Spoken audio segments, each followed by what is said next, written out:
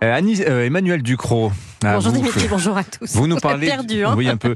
Vous nous parlez du riz doré ce matin. Ce riz ne sera pas cultivé aux Philippines. La justice locale en a décidé ainsi. Greenpeace a eu la peau. Alors, c'est intéressant. C'est une super céréale qui pouvait pourtant sauver la santé de millions d'enfants. Il faut commencer par nous expliquer c'est quoi ce riz doré. Oui, il faut que je commence par là. Le riz doré, c'est une plante OGM qui est enrichie en vitamine A, ce qui lui donne donc sa couleur jaune. Les brevets, cette céréale a été mise au point en 2004 par le groupe suisse Syngenta qui en a cédé les brevets à des laboratoires de recherche publics, aux Philippines notamment. C'est un point important, ça. Il n'est pas question à aucun moment de profit dans cette histoire. Et à quoi ça peut servir ce riz doré ? Eh bien, à lutter contre les carences en vitamine A, notamment chez les femmes enceintes, qui sont endémiques dans certains pays du fait du manque de légumes frais et d'œufs. Selon la FAO, 250 000 à 500 000 enfants dans le monde deviennent aveugles chaque année. Et la moitié d'entre eux meurent dans les 12 mois qui suivent en raison du déficit de cette vitamine A. Une carence qui augmente aussi la vulnérabilité à de nombreuses maladies et qui sont parmi les principales causes de décès chez les enfants dans les pays en développement. Pour toutes ces raisons, en 2016, 109 prix Nobel avaient signé une lettre ouverte à l'ONU, l'exhortant à soutenir le développement du riz doré, le premier OGM humanitaire. Ouais, les Philippines avaient donc décidé de cultiver la céréale. Bien oui, parce que 2,1 millions d'enfants philippins souffrent de ces carences en vitamine A.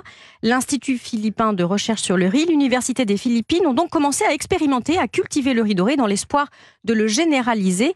La plante a obtenu un brevet de biosécurité, les espoirs étaient immenses. Et donc c'était sans compter sur Greenpeace. Mais oui, Greenpeace mène depuis des années une guerre contre les OGM en général et contre le riz doré en particulier. L'ONG et des associations locales qu'elle Cornac ont obtenu de la justice philippine qu'elle en interdise la recherche et la culture, décision rendue publique hier. Greenpeace refait le coup du principe de précaution. Elle a plaidé l'absence de certitude scientifique totale sur les effets du riz, une certitude absolue qui est impossible scientifiquement à démontrer pour aucun produit, mais la justice n'est pas la science au passage. On notera que mettre en avant un risque fantôme du riz doré qui évite des handicaps bien réels, c'est magistral de cynisme. Mais pourquoi Greenpeace voudrait éradiquer une céréale qui pourrait sauver tant de vies ? Eh bien parce que la vie ne vaut pas grand-chose face à l'aveuglement idéologique.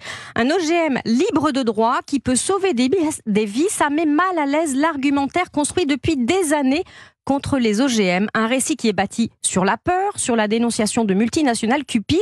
Greenpeace préfère sacrifier des millions d'enfants plutôt que de voir émerger un OGM avec des effets positifs. Bah oui, c'est odieux.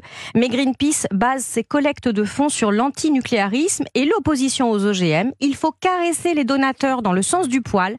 Le ressort de tout ça, c'est l'âpreté au gain d'une organisation qui joue sa survie. Et oui, c'est odieux. Signature Europe 1 Emmanuel Ducrot. Merci beaucoup Emmanuel. 8h53.